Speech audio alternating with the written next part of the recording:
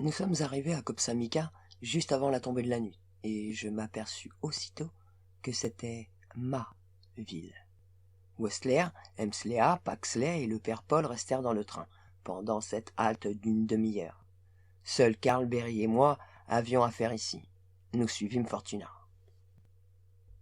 Le village, cette bourgade était trop petite pour être appelée une ville, s'étendait entre les versants à pic des montagnes. Il y avait de la neige à flanc de coteaux, mais elle était noire.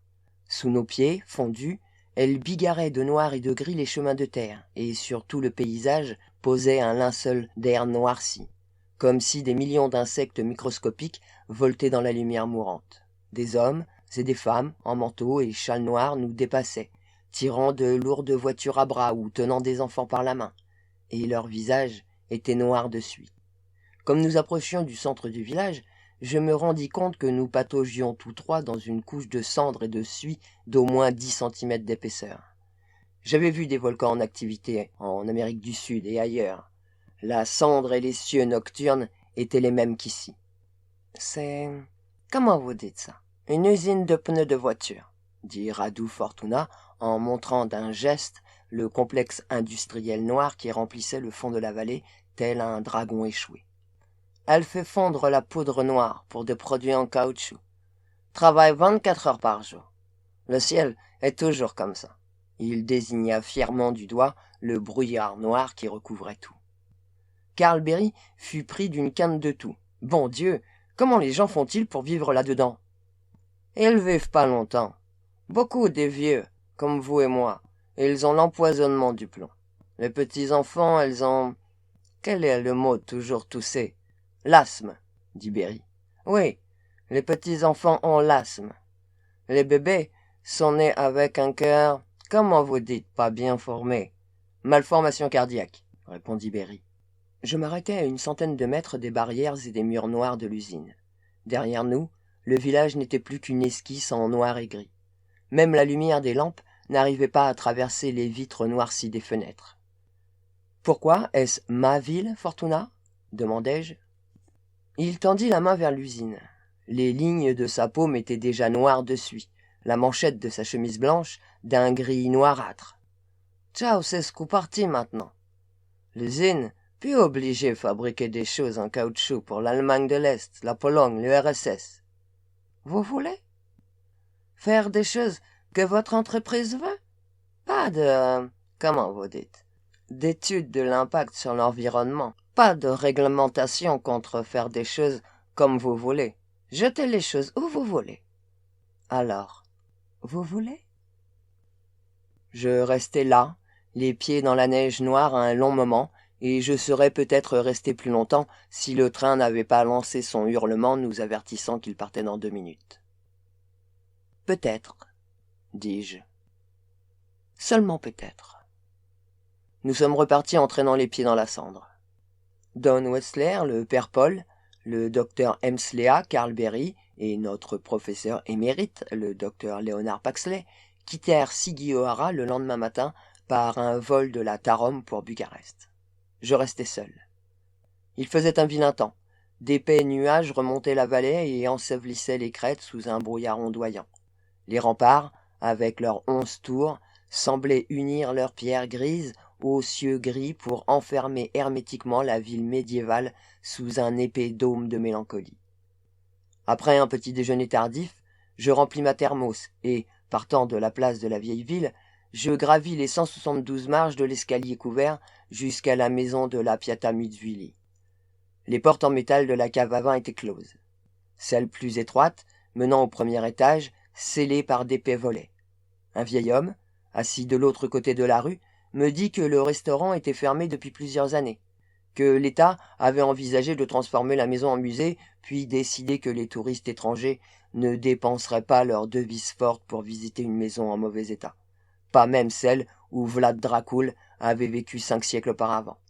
Il préférait les vieux châteaux qui se dressaient à 150 kilomètres de là, plus près de Bucarest, des châteaux qui avaient été construits des siècles après la disparition de Vlad Tepes. Je retraversai la rue, attendis que le vieil homme ait nourri ses pigeons et soit parti, puis j'ôtai d'un coup sec la lourde barre qui maintenait les volets en place. Les carreaux étaient aussi noirs que l'âme de Kopsamika. Les portes étaient fermées à clé, mais je grattais à la vieille vitre de plusieurs siècles. Fortuna ouvrit la porte et me fit entrer. La plupart des tables et des chaises étaient empilées sur un bar rugueux. Des toiles d'araignée les reliaient aux poutres noircies par la fumée, mais Fortuna s'empara de l'une des tables et la posa au milieu de la pièce. Il épousseta 2 chaises et nous nous assîmes. « La visite t'a plu » demanda-t-il en roumain. « Da » répondis-je, et je poursuivis dans la même langue. « Mais je trouve que tu y es allé un peu fort. » Fortuna haussa les épaules. Il se rendit derrière le bar, essuya 2 chopes en étain et les rapporta à notre table. Je m'éclaircis la gorge. « À l'aéroport. »« Tu as compris que je faisais partie de la famille ?» demandai-je. Mon guide d'antan afficha un sourire. « Bien sûr. » En entendant cela, je me renfrognai. « Pourquoi ? J'ai passé beaucoup de temps au soleil pour entretenir mon bronzage. Je suis né en Amérique. »« Tes manières, » dit Fortuna en faisant rouler le mot roumain sur sa langue. « Tu es bien trop poli pour un Américain. » Je soupirai. Fortuna passa la main sous la table et en ramena une outre, mais je fis un signe et sortis la thermos de la poche de mon pardessus. Je nous servis tous deux, et Radu Fortuna hocha la tête, aussi sérieux qu'il l'avait été durant les 3 derniers jours. Nous avons porté un toast. « Skål » dis-je. « Il est délicieux, tout frais, encore à la température du corps, loin de ce degré de coagulation où il s'imprègne d'une certaine amertume. » Fortuna vida sa chope, s'essuya les moustaches et hocha la tête pour montrer combien il l'avait apprécié. « Ta société achètera l'usine de Kopsamika ?» demanda-t-il. « Oui. »« Et les autres usines dans les autres Kopsamika ?»« Oui. Ou bien notre consortium soutiendra financièrement les investissements européens. » Fortuna sourit. « Cela va faire plaisir aux actionnaires de la famille. Il s'écoulera bien 25 ans avant que ce pays puisse s'offrir le luxe de s'occuper de l'environnement et de la santé des gens. »« 10 ans, dis-je. La prise de conscience écologique est contagieuse. » Fortuna fit un geste des mains et des épaules, une mimique transylvanienne que je n'avais pas vue depuis des années. « Quant à la contagion, repris-je, la situation de l'orphelinat semble démentielle. » Le petit homme acquiesça. La faible lumière venue de la porte derrière moi éclairait son front. Derrière lui, il n'y avait que les ténèbres. « Nous n'avons rien d'aussi luxueux que ton plasma américain. Pas de banque privée de sang. L'État a dû constituer un réservoir. Mais le sida sera endigué grâce à l'impulsion humanitaire de ton docteur Hemslea et de ton père Paul. Dans un mois, la télévision américaine diffusera des émissions spéciales aux 60 minutes ou aux 20-20 et autres programmes que vous avez créés depuis ma dernière visite. Les Américains sont sentimentaux. Le public poussera des cris de protestation. L'aide affluera de tous ces riches qui n'ont rien de mieux à faire de leur temps. Des familles adopteront des enfants malades, paieront une fortune pour les faire venir aux États-Unis. Et des chaînes de télévision locales filmeront les mères pleurant de bonheur. Je hochai la tête. L'aide humanitaire américaine, britannique et de l'Allemagne de l'Ouest va affluer en masse vers les Carpates, les Bucegi et les monts Fagaras. Et nous découvrirons beaucoup d'autres orphelinats, d'autres hôpitaux, d'autres services de contagieux. Dans 2 ans, l'épidémie sera endiguée. Je hochai de nouveau la tête. Mais ils vont forcément pas mal puiser dans votre réservoir avec eux, dis-je d'une voix douce. Fortuna sourit et haussa encore les épaules. Il y en a d'autres, toujours plus. Même toi, tu sais cela dans ton pays de jeunes fugueurs et d'enfants disparus dont on publie la photo sur les cartons de lait. Non ? Je terminai mon verre, me levai et marchai vers la lumière. Ce temps-là est bien passé, dis-je. Survie égale modération. Tous les membres de la famille devront comprendre cela un jour. Je me retournai vers Fortuna, et il y avait dans ma voix plus de colère que je ne m'y attendais. Autrement quoi ? La contagion, de nouveau ? Une croissance de la famille plus rapide que le cancer ? Plus virulente que le sida ? Si nous la contrôlons, l'équilibre est respecté. Si nous nous abandonnons à la prolifération, il n'y aura plus que des chasseurs sans proie, condamnés aussi sûrement à la famine que les lapins sur l'île de Pâques il y a quelques années. Fortuna leva les deux mains, les paumes tournées vers le ciel. Pas besoin de discuter, mon cousin. Nous le savons. C'est pour cela que Ceausescu a dû partir. C'est pour cela qu'on ne l'a pas laissé se réfugier dans ces tunnels, appuyé sur le bouton qui aurait détruit Bucarest. Alors il y avait bien un conseiller noir, dis-je d'une voix à peine plus haute qu'un murmure. Fortuna sourit. Oh oui. Il me fallut une demi-minute avant de pouvoir énoncer le mot. Père ? Fortuna se leva, marcha vers le sombre vestibule où m'attendait un escalier encore plus sombre. Il montra l'étage d'un geste et me précéda dans l'obscurité, me guidant pour la dernière fois. La pièce avait servi de magasin au restaurant pour touristes. Il y a 5 siècles, c'était peut-être une chambre à coucher, sa chambre. L'être couché là, entre les draps gris, sous d'épaisses couvertures semblables à une tapisserie, était si vieux qu'il n'avait pas d'âge, pas plus que de sexe. Les volets étaient fermés, la poussière et les toiles d'araignée avaient envahi la pièce, sauf là où sa tête et ses épaules s'appuyaient sur l'oreiller d'un blanc de perles. Mais les pas des domestiques avaient tracé une piste dans la poussière et il y avait juste assez de lumière filtrant entre les fentes des volets pour que les yeux puissent s'adapter à la pénombre. « Mon Dieu !» chuchotai-je. Fortuna sourit. « Oui. » Je m'approchai et mis un genou en terre malgré moi. D'autres membres de la famille m'avaient montré des photos, mais je le reconnus à peine.